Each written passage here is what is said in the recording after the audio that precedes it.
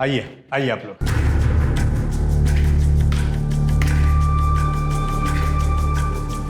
ये घर है, ये इस तरफ किचन है, बाथरूम होता है। वैसे पानी माशाल्लाह फुल आता है और वैसे इसका भाड़ा 5,000 रुपया है जो आपको एडवांस में देना पड़ेगा।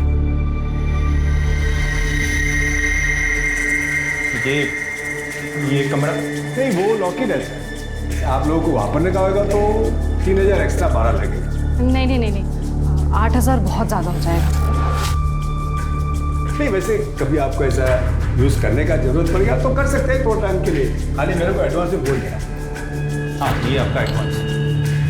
ओके, ठीक है, चलता है मैं, है?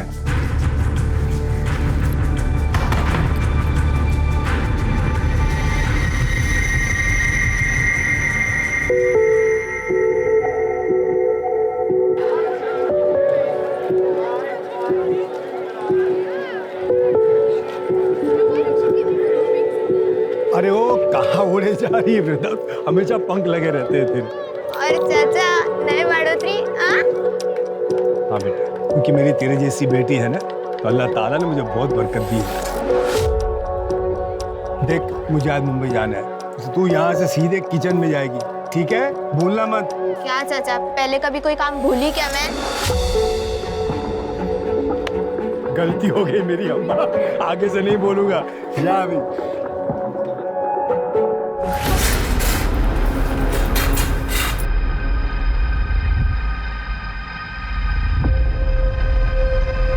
अरे कमला, क्या हुआ? अरे ये लोग इधर नए नए रहने को आए ना, तो मैं सोची जाके पूछ लूं कुछ मदद भी तो नहीं चाहिए। और ये तो आते ही पर्दे और गेट सब बंद कर लिए। अरे समझा करना, नई नई शादी हुई उन दोनों की, तो दरवाजे खिड़की बंद करके बैठेंगे ना अभी।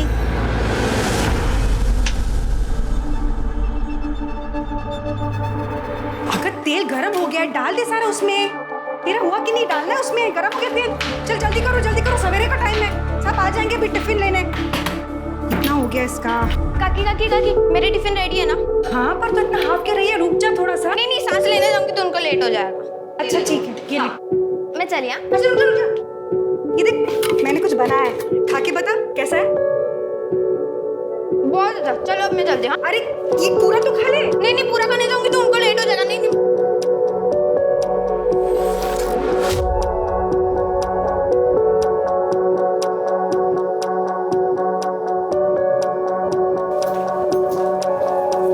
टिफिन। अरे सर, कहाँ भाग रही है? ये हाथ पीछे रख। आखिरी बार बोल रही हूँ कमलेश, दोबारा ऐसी गलत बात की ना तो उस्मान चाचा को बोल दूंगी।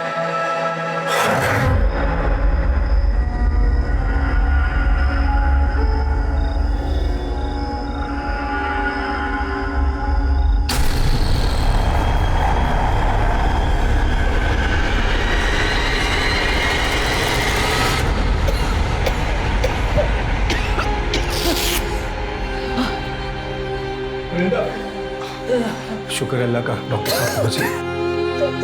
नहीं बेटा, ऐसे रोते नहीं बेटा, रोते नहीं बेटा। देखो डॉक्टर साहब आ गए ना, वो तुम्हारी आई की टीबी ऐसे चुटकी बजाती ठीक कर देंगे। क्यों डॉक्टर साहब? हाँ हाँ, मैंने दवाई तो लिख दी है, जल्दी इनकी तबीयत ठीक हो जाएगी, चिंता मत कीजिए। ये आपकी फीस। जी शुक्रिया। भाभी जी, जब तक आप पूरी तरह ठीक नहीं होती, आप यहीं आराम करिए। वृंदा बच्ची है भाईजान, मैं बिस्तर पे पड़ी रहूंगी तो अकेले नौकरी, घर का सारा काम, खाना वाना सब कैसे करेगी? अरे भाभी जी, मैं किस मर्ज की दवा हूँ? वृंदा बेटा, 2 घंटे बाद आ जाना, राशन व खाना वगैरह ले जाना और दवाई भी दिलवा दूंगा, ठीक है? जी चाचा। भाईजान, आप ना होते तो हमारा क्या होता? पहले आपने वृंदा को नौकरी दे दी ताकि हमारा घर चलता रहे। आपका एहसान कभी नहीं चुका पाऊंगी। बेटा, आई का ख्याल रख, हैं? चलता है।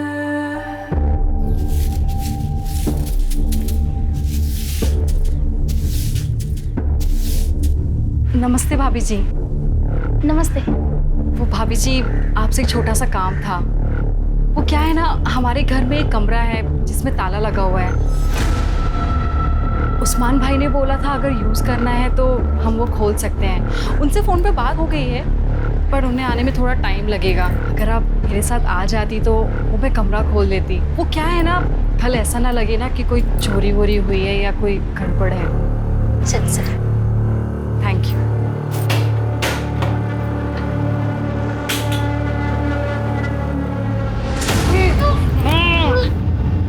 अगो देवा, कितनी पास आते। मुझे लगता है चूहा मर गया।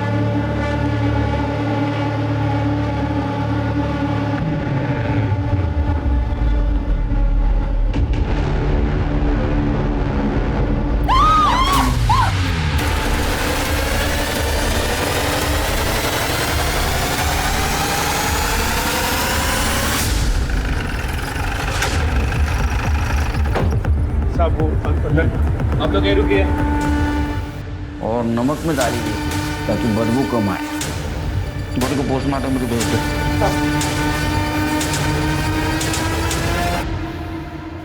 ये रहो। अंदर आइए आप लोग।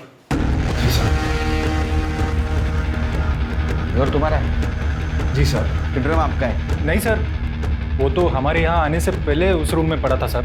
हमें कुछ सामान रखना था, इसलिए फिर हमने इनको बुला लिया सर यहाँ, और फिर इनके सामने ही हमने ताला तोड़ा। हाँ साहब, ताला तो इन्होंने मेरे सामने ही तोड़ा था। ताला क्यों तोड़ा? क्योंकि साहब इस रूम की चाबी मेरे पास नहीं है, इसलिए मैंने इनको बोला था कि जरूरत पड़े तो आप ताला तोड़ दें। घर आपका है ना? चाबी आपके पास नहीं थी? शायद सिंधे फैमिली के पास होगी चाबी, क्योंकि जब वो खाली करके गए तो ताला लगा के गए थे साहब। वो कब गए? 2 महीने तो हो गए होंगे ना उस्मान भाई। हाँ, तो 2 महीने से खाली है घर? अरे नहीं साहब, शिंदे फैमिली बहुत शानी निकली साहब। उनका 2 महीने का भाड़ा बाकी था जब वो घर छोड़ के चले गए, वो तो दिया नहीं। और जब मैं 15 दिन के लिए वर्धा गया तब उस बात का फायदा उठाकर मेरा घर उन्होंने काले फैमिली को भाड़े पे दे दिया बिना मेरे को बोले। और शिंदे फैमिली का तो कहीं पता ही नहीं है साहब। और कुछ दिन पहले वो काले फैमिली भी साहब ये घर छोड़कर चले गए। तब से लेके इन लोग के आने तक ये घर खाली पड़ा था साहब, अल्लाह गवाह है।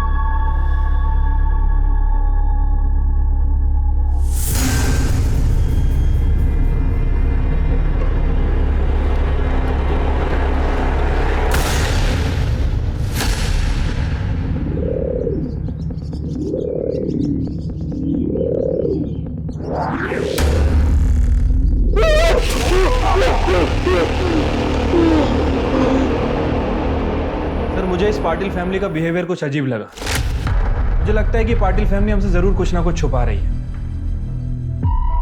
उसे मारता नहीं तो और क्या करता मैं। अगर कभी विचार केला अगर पता चल गया तो क्या होगा? सर मुझे तो एक बात समझ में नहीं आई, उनको इतनी जल्दी क्या थी? उन्होंने उस्मान का भी इंतजार नहीं किया, पड़ोसन को बुला के गवाह बना के ताला तुड़वा दिया। मैं जानता हूँ पुलिस बेवकूफ नहीं है, 2 और 2 करेगी और सब समझ जाएगी।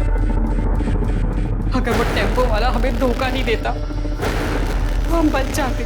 सुषमा, अभी हमारे पास बचने का सिर्फ एक ही रास्ता है। इससे पहले कि वो बचने का रास्ता ढूंढे, उनकी सारी डिटेल्स निकलवा।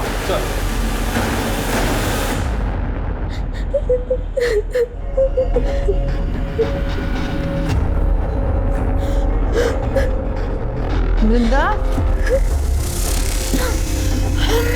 वृंदा, क्या हुआ बेटा? रो क्यों रही है बच्चे? कुछ वृंदा, सर उस्मान के पड़ोसियों से बात की है। उनका कहना है कि 10-12 दिन पहले जब पाटिल फैमिली ने उस्मान के घर को किराए से लिया था, तब से लेके अभी तक वहाँ के लोगों को उनका नेचर कुछ अजीब सा लग रहा है। इनफैक्ट सर वो ज़्यादा किसी से बात करते नहीं थे, और सामान के नाम पर उनके पास एक बैग था और एक गोनी थी, जिसे लेकर वो कुछ ज़्यादा ही प्रोटेक्टिव थे। घर के खिड़की दरवाजे भी 24 घंटे बंद रखते थे। सर जिस टेम्पो से वो मोहल्ले में आए थे, मैंने उसके ड्राइवर से भी बात की। अजीब आदमी था साहब, मैं उसे गोनी उतारने के लिए मदद कर रहा था। अरे अब छोड़िए, उसने मुझे जोर से धक्का दिया, जैसे कि मैं उसकी गोनी लेके भाग जाने वाला था। उस्मान का भी यही कहना है कि वो गोनी को 1 मिनट भी अपनी नज़रों से दूर नहीं करते थे। और उनकी पड़ोसन कमला, उसने भी बताया कि एक रात वो गोनी को देर रात कहीं लेकर जा रहे थे। नजर रखो, अगर उन्होंने कुछ कांड किया है तो बचने के लिए जरूर कोई ना कोई गलती करेगी।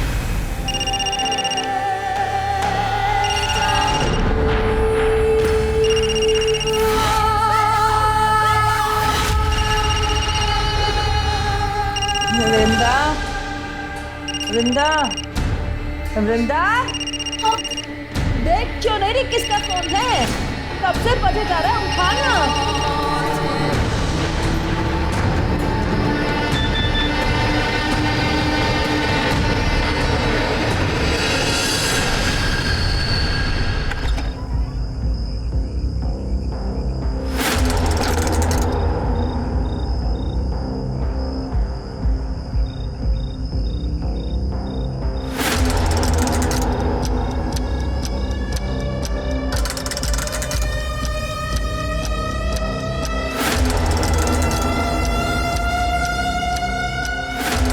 पीछा कर रहा है। साहब कुछ खाने के लिए दो ना साहब। तब से कुछ खाया नहीं है साहब।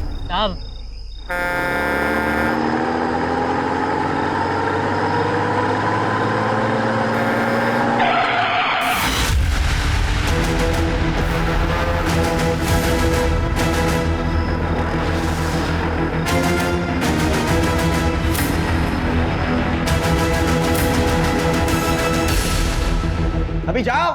Sorry sir. वो शाणे निकले, पुलिस को उल्लू बना के। कुछ पता चला सुषमा और अनिल का? हाँ सर, एक सब्जी वाले ने सुबह 7 बजे उन्हें एक ट्रक पे चढ़ते हुए देखा था हाईवे के पास। सर ट्रक का डिस्क्रिप्शन मिल गया, जल्दी उसके बारे में पता चल जाएगा। सवेरे 7 बजे, अभी 2 बज चुके हैं, 7 घंटे हो चुके हैं। जो लोग पुलिस को चकमा देके भागे वो हमारी राह देखते वहां रुकेंगे? क्या हम वहां जाएंगे और उनको पकड़ के लाएंगे? वहां का सीसीटीवी फुटेज मंगाओ आणि प्रत्येक टोल नाक्यावर ट्रकचं डिस्क्रिप्शन पाठवा। जाओ। हो सर। जिस घर के अंदर ड्रम में लाश मिली थी उस घर के बाहर एक टूटा हुआ ताला मिला। पाटिल फैमिली ने कमला के सामने जो ताला तोड़ा था वो लेके आओ। सर।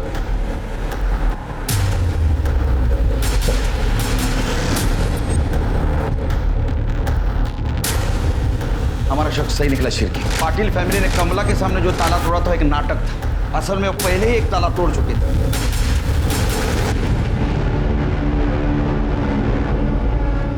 वो अनिल और सुषमा की वजह से केलकर साहब ने क्या क्लास ली मेरी, सुनना पड़ा। गलती तो मेरी थी ना।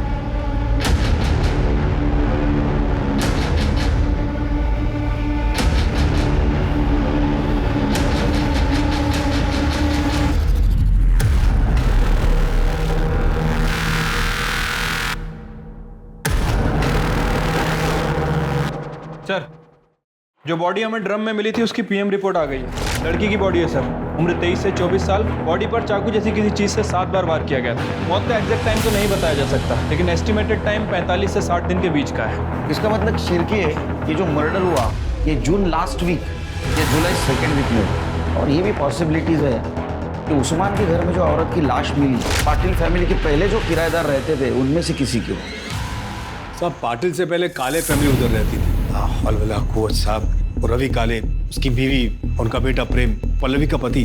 साहब तीनों मिलके पल्लवी की जो हालत करते थे, बहुत बुरा बर्ताव करते थे। साहब मेरे घर में शिफ्ट होने से पहले काले फैमिली वहीं आसपास में कहीं रहती थी, लेकिन उनके मकान मालिक की बेटे की शादी थी तो उनको घर चाहिए था शायद। और इधर वो शिंदे जो था तो मेरा घर छोड़ के भागने की तैयारी में थे, तो उसने बिना मेरे को बोले काले को मेरे घर में भाड़े पे रख दिया। सर जब मैं वर्धा से वापस आया मैं काले फैमिली से मिलने गया। मैं तुम्हारे हाथ जोड़ता हूँ, ये केस वापस ले लो। देख बहू, गलती हो गई हमसे, माफ कर दे। मैं तेरी माँ की उम्र की हूँ, मुझे अच्छा लगेगा इस उम्र में मैं कोर्ट कचहरी के चक्कर लगाऊं? हाँ बोला ना। कान फूट ले तुझे। आई बाबा क्या बोल रहे हैं, सुनाई नहीं दे रहा तुझे? नहीं बाबा, गलती हमारी है। ये प्यार से नहीं, ये मार से माने। अरे अंदर करवाएगा सबको। लेकिन बाबा चुप बैठ। सुना नहीं वो पुलिस वाली क्या बोल कर गई? आई बाबा की वजह से तू बच गई, वरना मैं अभी के अभी तुझे जिंदा गाड़ देता, समझे?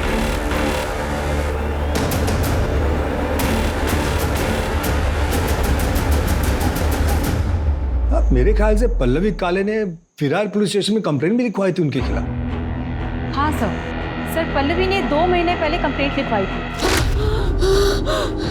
मैडम मुझे बचा लो मैडम, वो लोग मुझे मार देंगे, मुझे बचा लो मैडम, मुझे बचा लो, वो लोग मुझे मार देंगे। सेफ हो, घबराओ मत, पानी। अब बताओ क्या हो? जब से मेरी शादी हुई है मेरे ससुराल वाले रोज गाली सुनाते हैं, मारपीट करते हैं, कहते हैं और दहेज चाहिए। सास ससुर तुम्हें पीटते हैं और पति तुम्हें पिटता देखता रहता है, कुछ करता नहीं है वो? किया ना मैडम। बहुत हिम्मत पड़ गई है तेरी।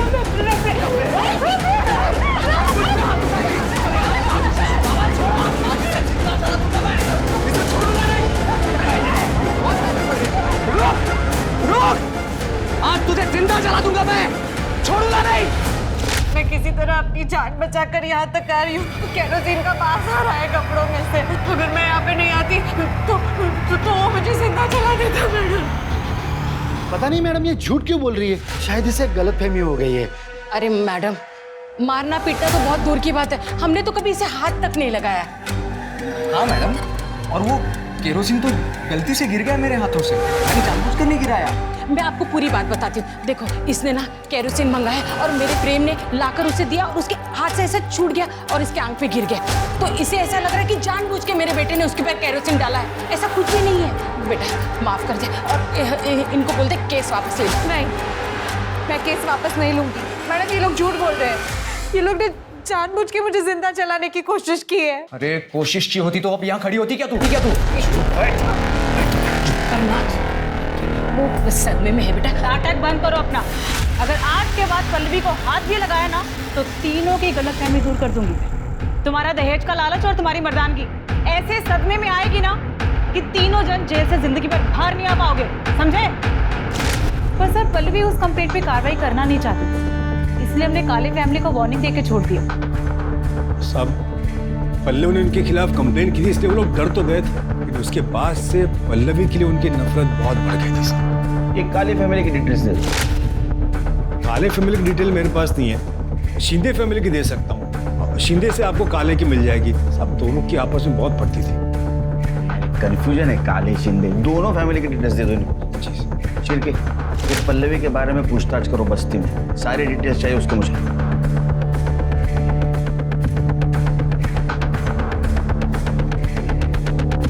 जब एक मर्द औरत को सारे बाजार में नंगा करता है ना, तो सोचो क्या होता है। बेचारी पल्लवी के साथ भी एक दिन ऐसे हुआ था। ए पल्लवी, इधर यार, चल आज मुड़ो अपना, चल। छोड़ पीछे हट। पैसा दे दो, ले ले, चल आज मूड बनाएंगे, चल चल। ये पैसे ना अपनी माँ को जाके देना और उसी के साथ सोना, समझे? छोड़। क्या कह रहे तुम लोग यहाँ पे? छोड़ूंगा नहीं तेरे को, ये थप्पड़ तुझे बहुत महंगा पड़ेगा, याद रखना। हाँ चल निकल चल। नाम क्या बता दोनों का? सर श्याम और विलास। अगर पान वाले की इंफॉर्मेशन सच है तो ये दोनों किसी गटर में दारू पी के पड़े होंगे, उठाओ उनको। ठीक है सर, अभी इंफॉर्मेशन मिली है, सब्जी वाले ने जिस ट्रक का डिस्क्रिप्शन दिया था वो कोल्हापुर के नाके के पास से निकला। अनिल पाटिल और सुषमा इसमें अभी दिख रहे हैं। हाईवे पुलिस को इन्फॉर्म करो सर। और नायगांव में उसके पड़ोसियों से पूछताछ करो, उसका कोल्हापुर में कनेक्शन है।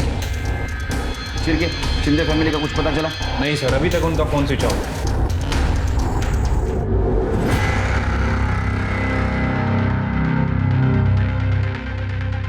फिर एक हरकत नसेल तो विचारू का, तुम्हें 4 चमचे साकर का खाता? क्योंकि 4 चम्मच शक्कर की चाय दिमाग की बत्ती जलाए। सर ये लड़की मुझे बहुत अजीब सी लगती है। कुछ दिन पहले भी आई थी सर, लगता है कुछ कहना चाहती थी लेकिन अचानक भाग गई। तुम्हारे दिमाग की बत्ती नहीं चली? इसे कुछ पूछना जरूरी नहीं समझा तुमने? हो सकता है इस मर्डर के बारे में कुछ जानती हो, हमें कुछ बताना चाहती हो। लेके आओ उसे।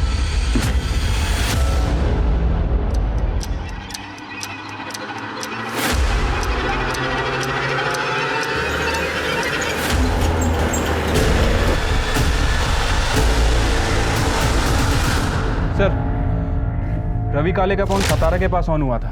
मैंने वहाँ की लोकल पुलिस को इन्फॉर्म कर दिया है। जल्दी उसकी एग्जैक्ट लोकेशन ट्रेस कर रहे हैं और जैसे ही मिलती है उसे अरेस्ट करके ला रहे हैं सर। गुड। और वो 2 बेवड़े? सर विलास और श्याम दोनों का पता चल गया है। हमारी एक टीम गई है उन्हें उठाने के लिए।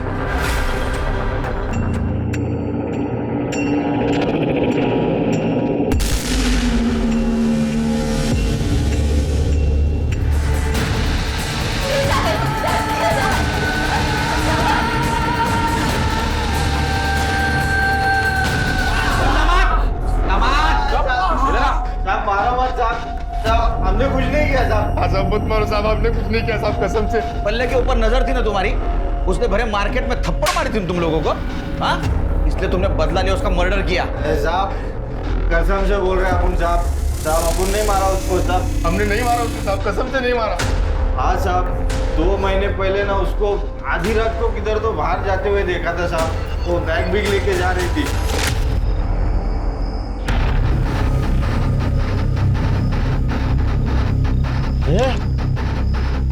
ये वही है ना जिसने मेरे को थप्पड़ मारा था? ये देख वही है वो।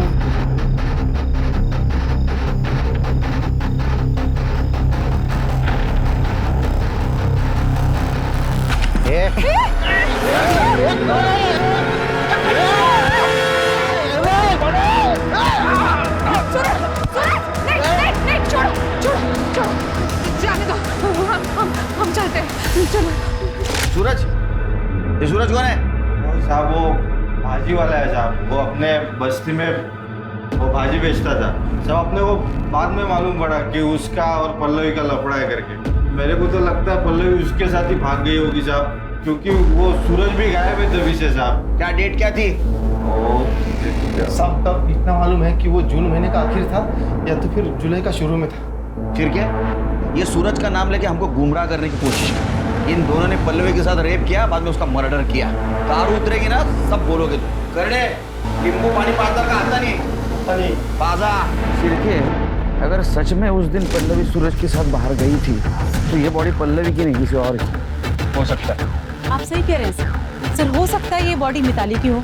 मिताली कौन? सर केशव शिंदे की बॉडी, जो कि काले फैमिली से पहले उस घर में रहती। सर सुनिंदा भोयर नाम की एक औरत है जो कि बस्ती में कम्युनिटी किचन चलाती है और उसका मालिक उस्मान।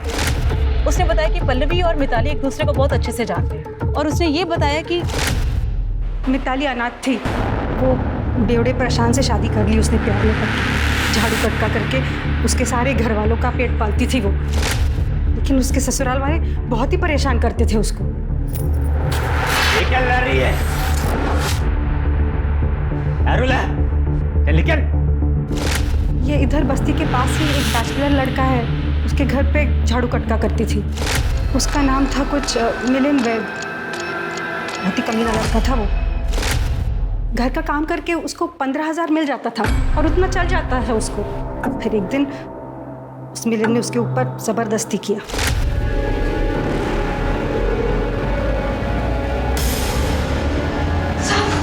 क्या कर रहा था? उसने जाके अपने ससुराल वालों को बताया, लेकिन उन्होंने पुलिस को बताने से मना कर दिया। बोले कि उसका काम छूट जाएगा और ये निकम्मे लोग भूखे मर जाएंगे। ये बात जब मिलिंद को पता चली उसमें तो और हिम्मत आ गई। अगले ही दिन उसने और 3 दोस्तों को बुलाया और उसके साथ गलत काम किया। गलत काम करने के बाद उन तीनों ने उसको अलग अलग पैसा दिया। फिर मिताली ने सोचा कि कहाँ खाली फुकट ये झाड़ू कटका करने का, तो उसने धंधा करना शुरू कर दिया। घर वालों को बोलती थी घर का काम करने जा रही है, लेकिन धंधा करती थी। फिर एक दिन उसको अपने ही ग्राहक आकाश से प्यार हो गया। उसने पल्लवी को भी बोला कि इस काम में लग जाए, लेकिन पल्लवी भड़क गई। खबरदार जैसी घटिया बात मेरे को दोबारा बोलिए तुम, और तू भी ये घटिया काम छोड़ दे, वरना तेरे ससुराल वालों को जाके बोल दूंगी और फिर तुझे घर जाके मुंह खोलेगी ना तो काट दूंगी तुझे। फिर पता नहीं पल्लवी ने बोला या किसी और ने बोला, लेकिन उसके घर वालों को पता चल गया कि मिताली काम नहीं करती, धंधा करने जाती है। अरे हमारा सांते की धूली बानी करते और बाहर जाके धंधा करती है। अरे मार से, बहुत पैसा कहाँ है बता? हमारी इज्जत डुबा के। और हिसाब कितने का देते हैं? 15,000 का। बोल कहाँ रखा है पैसा?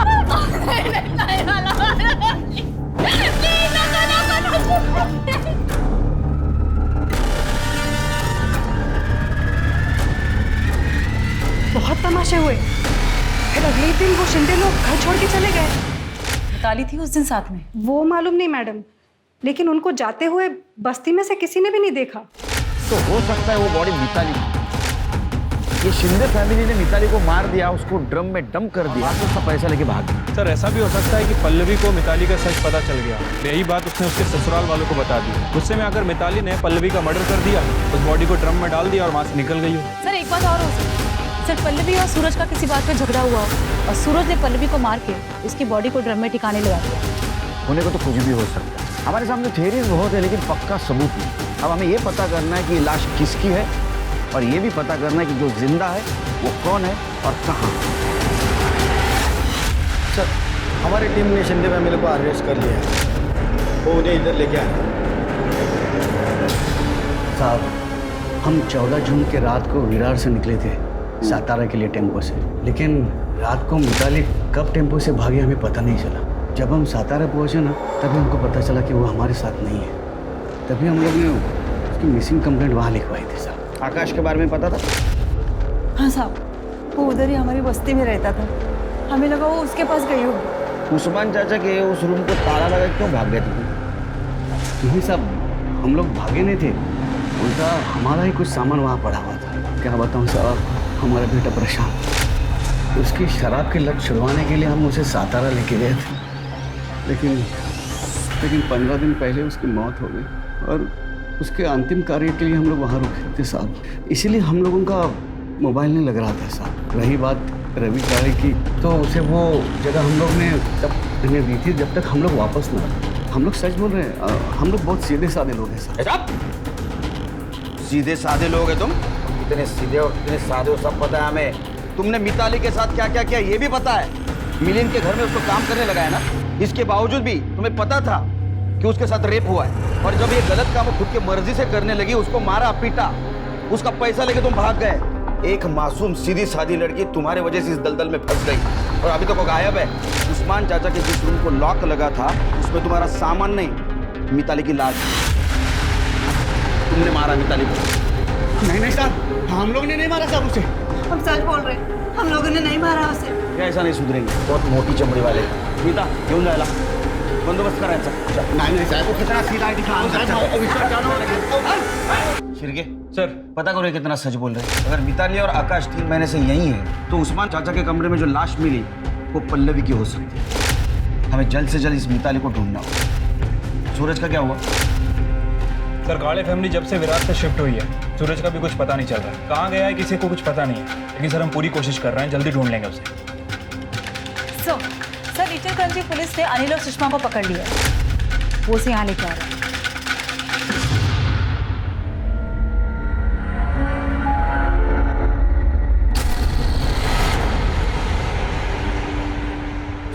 मैं और सुषमा पालघर में रहते हैं। हाँ? पालघर में मैं और सुषमा पड़ोस में रहते। हाँ।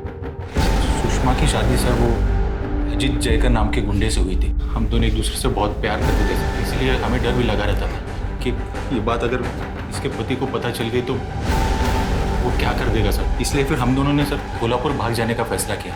3 अगस्त की रात को सर ये अपने सास के सारे जेवर लेके मेरे पास आई और फिर हम लोग कोल्हापुर जाने के लिए टेम्पो ढूंढने के लिए मंडी में गए। भाऊ, कोल्हापुर के लिए टेम्पो तो अभी 15 मिनट पहले ही निकला और अब अगला मिलना मुश्किल है। ये किसका टेम्पो? मेरा है। ये कहाँ जा रहा है? मेरा। रोज रात को कहाँ जाते थे? कोल्हापुर जाना था ना सर, वो टेम्पो ढूंढने जाते थे हम। एक रात जब अनिल टेम्पो ढूंढने गए और मैं घर में अकेली थी तो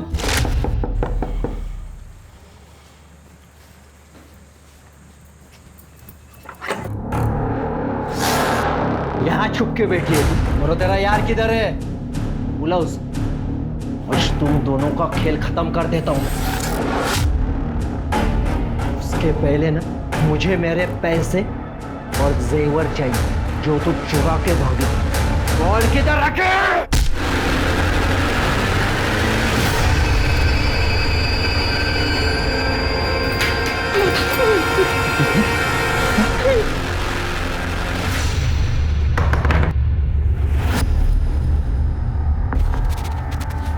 अब क्या करेंगे? अरे उठना। ये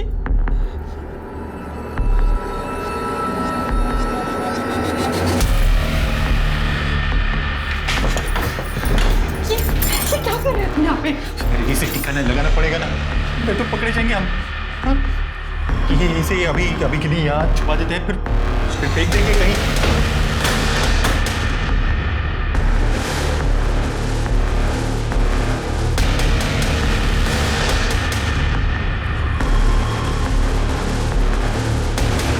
उस रूम में तो पहले से एक लाश थी साहब, हम दोनों को लगा कि हम दोनों फंस जाएंगे, इसलिए फिर वो अजित के बॉडी को हमने एक गोनी में भरा और फिर कहीं ठिकाने लगाने के लिए हम दोनों निकल गए। मैं मैकेनिक हूँ, इसलिए मैं जानता हूँ बिना चाबी के गाड़ी कैसे चालू करते हैं।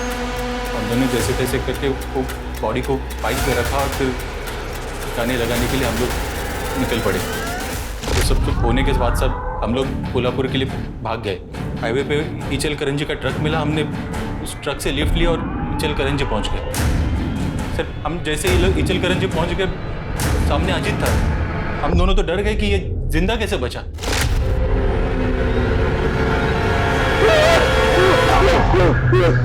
अब वो हमें मारने के लिए आया था, लेकिन वहाँ के लोगों ने उसे पकड़ लिया और पुलिस के हवाले कर दिया। और वो उधर इचलकरंजी पुलिस स्टेशन के कस्टडी में, और तुम्हारे ऊपर अजीत के अटेम्प्ट टू मर्डर का चार्ज लगा। सर जंगल में एक लाश मिली।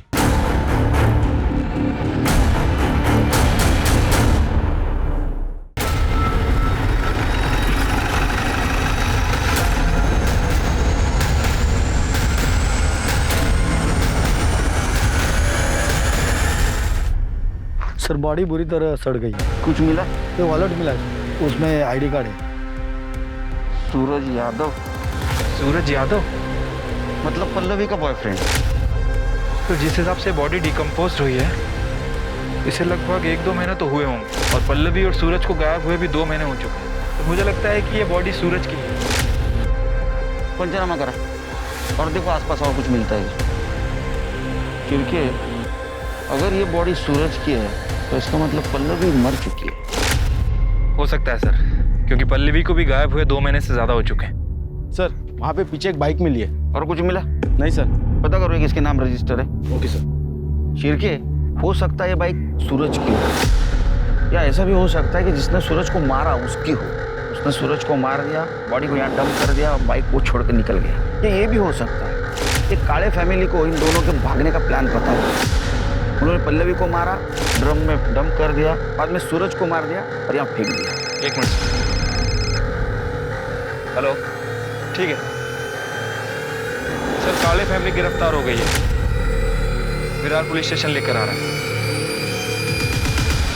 वार्निंग दी थी ना तुम्हें कि अगर पल्लवी को कुछ भी हुआ तो जेल के अंदर कर दिए जाओगे। क्यों मारा पल्लवी को? मैडम हमने कुछ नहीं किया, हमने नहीं मारा उसे। अरे कुछ नहीं किया तो भागे क्यों?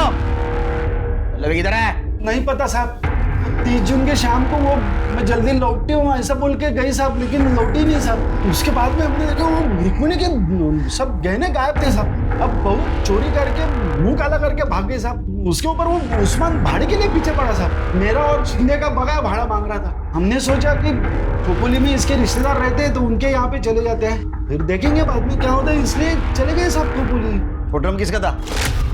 कौन सा ड्रम साहब? हाँ, वो जिस कमरे को ताला लगा था उस कमरे में ड्रम किसका था जिसमें एक औरत की सड़ी हुई लाश मिली? कसम से साहब, वो कमरे में क्या है हमको पता भी नहीं। वो कमरे की तरफ हम जाते भी नहीं साहब। इतना बड़ा घर था, तेरे को कमरा नहीं दिखा? पर तूने उसको जलाने की कोशिश की ना? नहीं साहब, हम लोग सच बोल रहे हैं, हमने उसे नहीं मारा है। मैं उसे जलाना नहीं चाहता था, मैं तो सिर्फ उसे डराना चाहता था। उसके बाप ने, बीकू ने हमसे कहा था कि वो शादी के बाद हमें पैसे देगा, लेकिन बाद में वो मुकर गया। वो मुकर गया इसलिए तूने भरे बस्ती में उसको बेचने की कोशिश की। वो नहीं मानी तो उसको मार दिया? नहीं साहब, मैं मानता हूँ मुझसे गलती हुई, लेकिन मैंने उसे नहीं मारा। सब पता चल जाएगा। लेके जाओ इनको और खूब मारो इनको। कहाँ फंसा रहे हो सब? हम सच कह रहे, मारा नहीं उसे। इन लोगों ने पल्लवी के ऊपर जिस गहने चोरी का इल्जाम लगाया है उसके सारे डिटेल्स निकालो और पता करो चोर मार्केट या किसी ज्वेलर के पास वो बेचने गए थे। अरे पल्लवी का बाप भिकू, उसका और हमें जो लाश मिली है उसका डीएनए मैच करके देखो। ठीक है सर।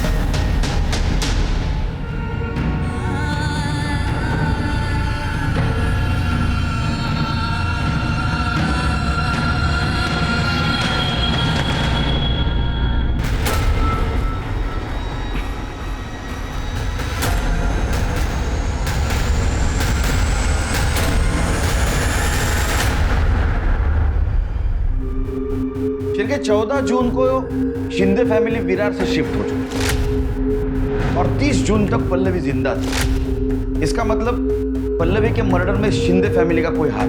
दूसरी सस्पेक्ट है काले फैमिली जो हमारे कस्टडी में। एक और सस्पेक्ट है मिताली शिंदे।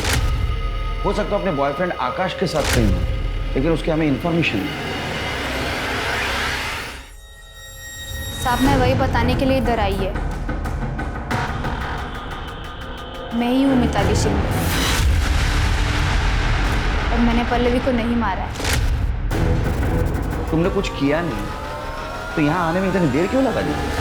इंसान हूँ ना साहब, पहले खाली खुद के बारे में सोचा, फिर लगा पल्लवी को भी न्याय मिलना चाहिए। बहन जैसी थी वो साहब मेरी। साहब खाली पल्लवी को मालूम था कि मैं प्रशांत के फैमिली को छोड़ के विरार वापस आ चुकी हूँ और आकाश के साथ उसकी बीवी बन के उसके साथ में रह रही हूँ।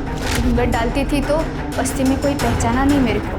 तो पल्लवी ने बताया था 30 जून को भाग के जाने वाली? वो जल्दी में थी तो ज़्यादा बात नहीं करी, पर उस दिन मिली थी वो मुझे। सूरज कहाँ है? सूरज को मैंने उस्मान चाचा के उधर बुलाया है, उधर से हम दोनों साथ में जाएंगे और मैं भी अभी उस्मान चाचा के उधर ही जा रही हूँ। उस्मान चाचा बोले थे कि वो मदद करेंगे। सब पल्लवी कुछ मदद चाहती थी मेरे से। वो 30 तारीख को शाम को आने वाली थी, पर मालूम नहीं क्या हुआ, वो आई नहीं। और ये सूरज यादव? वो भी नहीं आया साहब। मैंने दोनों को फोन भी मिलाया तो दोनों का फोन स्विच ऑफ आ रहा था। बाद में दूसरे दिन मालूम गिरा कि पूरा फैमिली घर छोड़ के चला गया है। आपने बात पहले क्यों नहीं बताई? लगा कि इस बात का इसके से क्या लेना देना साहब। कौन सोच सकता है साहब कि उस ड्रम में पल्लवी की लाश होगी। लगा वो सूरज के साथ हंसी खुशी जिंदगी बिता रही होगी, लेकिन साहब वृंदा के साथ जो हुआ बहुत गलत हुआ। वृंदा मेरी बच्ची जैसी, मैंने आज तक किसी को बद्दुआ नहीं दी, लेकिन आप देख लें साहब, उसको मारने वाला दोजख की आग में चलेगा। अल्लाह उसका हिसाब करेगा। उसके कातिल को पकड़ो आप साहब, और जो भी उसको सजा दिलाओ साहब। उस्मान चाचा शांत हो जाइए, उसके कातिल को हम जरूर पकड़ेंगे। आपको किसी पे शक कौन कर सकता है सर? सर इस बस्ती में कमलेश बोल के एक टेलर है, वो रोज उसको सताता था और गलत नजर से देखता था।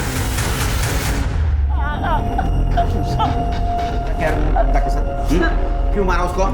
साहब मैं सच बता रहा हूँ, मैंने कुछ नहीं किया साहब। फिर झूठ बता, झूठ बता फिर। सब सोना चाहता था मैं उसके साथ, पर सब मैंने उसको हाथ भी नहीं लगाया। कसम साहब मैंने कुछ नहीं किया। कर दे इसको, तब तक तोड़ो जब तक इस सच ने बोला। मारो उसको। मैंने कुछ नहीं साहब। सर सुनंदा ने बताया कि 20 अगस्त को वृंदा काम पर आई थी। सर दोपहर को वो खाली टिफिन के साथ आई, फिर दोनों एक साथ ऑटो से घर को निकले। उसके बाद उसने बताया कि वृंदा ने अपने पुलिस स्टेशन के बाहर ऑटो रुकवाया और बोली कि उसे कुछ काम है। उसके बाद से सुनंदा ने वृंदा को देखा भी नहीं। मतलब वृंदा दोबारा हमारे पास आई थी, वो हमें कुछ बताना चाहती थी। मैडम वृंदा की पीएम रिपोर्ट। सर वृंदा की मौत 20 अगस्त को 2 से 4 के बीच में हुई और सर बॉडी में 3 बार चाकू से वार किए गए। सर उसकी बॉडी पे नाखूनों के निशान भी मिले। सर मर्डर से पहले उसका रेप हुआ। कहीं वो अपने बारे में तो बताना नहीं चाहती थी। हमसे बहुत बड़ी गलती हो गई तुर्ती, बहुत बड़ी गलती। सर काले फैमिली के घर से जो ज्वेलरी चोरी हुई थी उनका पता चल गया सर।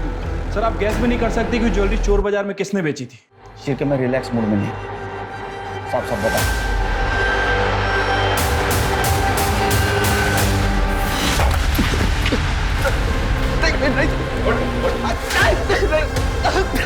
बताओ क्या बताना पड़ेगा, बोल। सर नशे के साथ सर सेक्स की लत कब लगी पता ही नहीं चला सर। मेरे को लड़की देख के सर एक ही चीज़ समझ में आने लगी। 1.5 महीने पहले पल्लवी आई थी सर अब्बू से मिलने। अब्बू थी नहीं घर पे, तो मुझे रोकने वाला भी कोई नहीं था सर। सोहेल ऐसा मत करो, मैं तुम्हारे हाथ जोड़ती हूँ। सोहेल तू बचेगा नहीं आज। तेरी इतनी हिम्मत।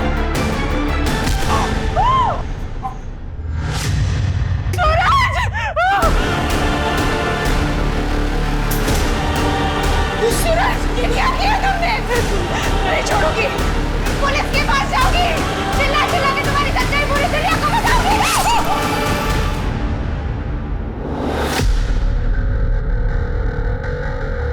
मैंने जो कुछ किया अपनी औलाद को बचाने के लिए किया। ये तेरे फालतू बेटे को बचाने के लिए तूने मासूम लोगों की जान ली। तेरे को तब समझ में नहीं आया वो भी किसी की औलाद है। मुझे मालूम था कि काले फैमिली मेरा घर छोड़ के भाग चुकी है, लेकिन पल्लवी की लाश को मैंने सूटकेस में डाला और उस घर में ले गया। उसके बाद सूरज की लाश को भी मैंने उसी सूटकेस में डाला और जंगल में जाके फेंक दिया और उसकी मोटरसाइकिल को भी वहीं ठिकाने लगा दिया। वृंदा को क्यों मारा? मारना पड़ा साहब। क्यों? इसकी वजह से मुझे मालूम था इसको नशे के साथ साथ औरत की भी लत लगी, इसलिए मैं रोज खुद इसको घर पे धंधे वाली औरत बुला के देता था। लेकिन उस दिन मैं भूल गया, गलती से मैंने वृंदा को घर बुला लिया राशन और दवाई के पैसे लेने के लिए, लेकिन मैं घर लेट पहुंचा और ये घर पे अकेला था। उस्मान चाचा, उस्मान चाचा, अरे मेरे को बुला के कहाँ चले गए?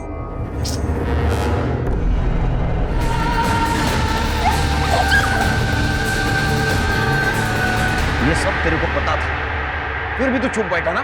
वृंदा मेरे को बताई थी साहब। मुझे सुहेल पे बहुत गुस्सा था, लेकिन वृंदा पुलिस में जाएगी ये सोच के मैं डर गया था, इसलिए मैंने उसको वो वीडियो बनाया जो सुहेल ने बनाया था उसका। बोला कि अगर तू पुलिस में जाएगी तो मैं तेरे को बदनाम कर दूंगा। सुहेल को वृंदा पसंद आ गई थी, वो जब मन करता उसको मैसेज करके बुला लेता, उसके साथ जबरदस्ती करता था और तब वृंदा का भी गुस्सा बढ़ते जा रहा था। मैंने वृंदा को पुलिस स्टेशन के बाहर देखा, मैं डर गया। मैं उसके पास गया और मैंने बोला उसको, वृंदा बेटा बेटा तेरी आई की तबीयत बहुत खराब है, तू यहाँ क्या कर रही है? क्या क्या हुआ? डॉक्टर ने उन्हें हॉस्पिटल में एडमिट करने को बोला है, तू चल मेरे साथ, मैं तुझे ले चलूं। फिर मैं उसको एक सुनसान जगह पे ले गया और क्या हुआ उस्मान चाचा? तुझसे एक बात करनी है। जी कहिए ना। समाज कार्य करता है ना तू? ये झूठी समाज सेवा करने के बजाय तुम्हारे फालतू लड़के को सुधारते ना तो बहुत समाज सेवा होती। कुछ समझा रहा हूं मैं। लेके चलो इन दोनों को। आज का एक ये सबक है उन सभी माता पिताओं के लिए जो अपने बच्चों की गलतियां छुपाते हैं, उन पर पर्दा डालते हैं और उन्हें ही नहीं खुद को भी अपराधी बना लेते हैं। अब मैं अनूप सोनी आपसे विदा लेता हूं, फिर मुलाकात होगी क्राइम पेट्रोल सतर्क में एक और नए केस के साथ। तब तक अपना और अपने परिवार का ख्याल रखें, सतर्क रहें, सुरक्षित रहें और देखते रहें क्राइम पेट्रोल सतर्क। जय